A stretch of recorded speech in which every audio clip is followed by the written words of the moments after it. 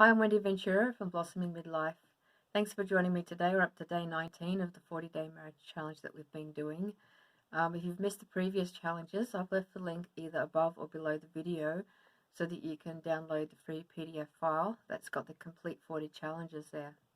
Yesterday we talked about communicating clearly, which was about us being able to express ourselves to our spouse in a non-confronting, very gentle, loving way, taking initiative and taking responsibility for our own feelings and reactions and needs, but being able to talk about it with our spouse in the best way possible so that they may be able to respond well and help us in that.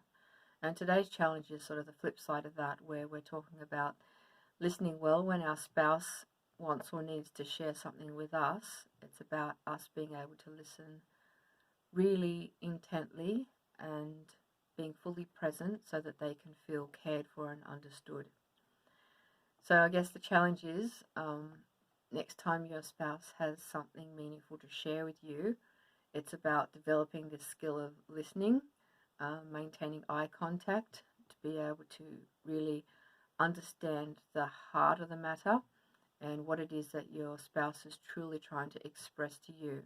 Repeating it back to them so that we can check in and see if we've got the right message, and also so that they can feel heard and validated in what they're saying, and just giving them that opportunity to be able to express their feelings and their needs and their perspective on whatever it is that they're wanting to share with us.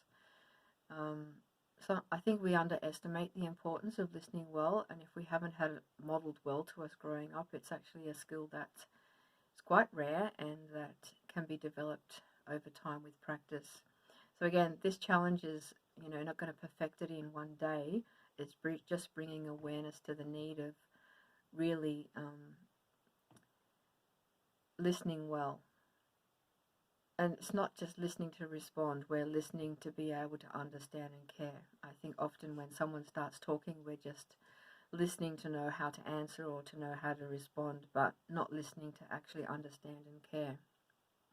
And it's very easy when someone's talking to us to just tune out or, continue doing what we're doing, or even to, cut them off or make it about us. Often that's our first response, is to relate it to experiences we've had, or to have our own reaction to what they're saying. Maybe if it's could be a hard conversation and maybe we've actually done something to upset our spouse and they're trying to express that to us, we could get defensive or have an emotional reaction that then blocks us from really listening to the heart of what they're saying and understanding how they're feeling and what they might be needing so that we can respond well.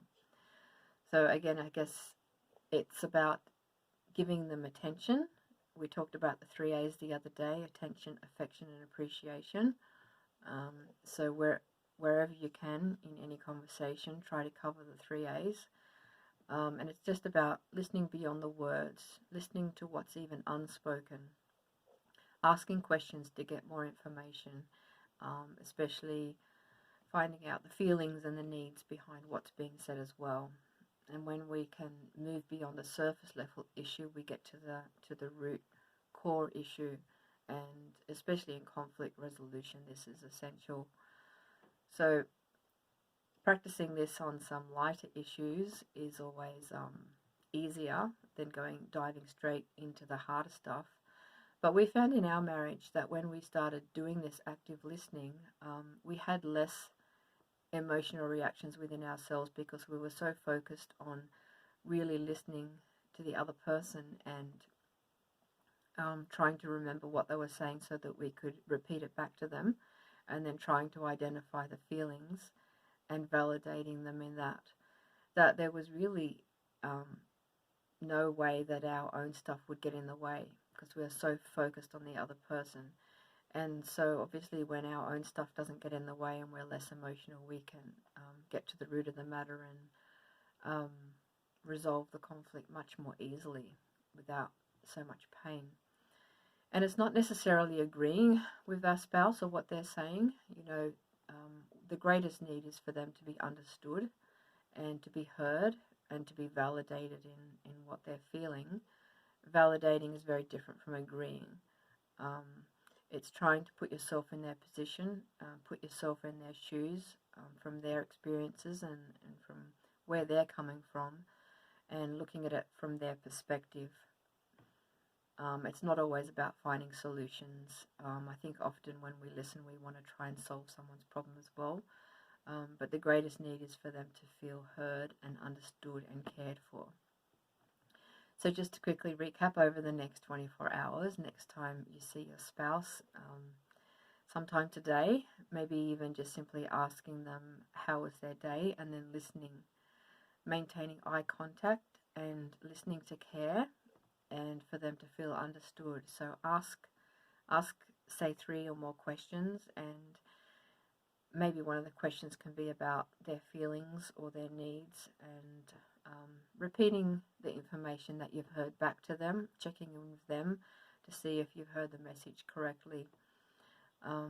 Yeah, so I'd love to hear how you go with this, and if it makes a difference to your communication with your spouse, as it has done with us in our marriage. I know it sounds simple, but it does take a while to get the hang of and to be able to practice it well. I'd love to hear how you go, and if you'd like to talk about it any further or get any more tips, send me a message and I'd love to connect with you. Right, bye for now, and I'll see you back here tomorrow.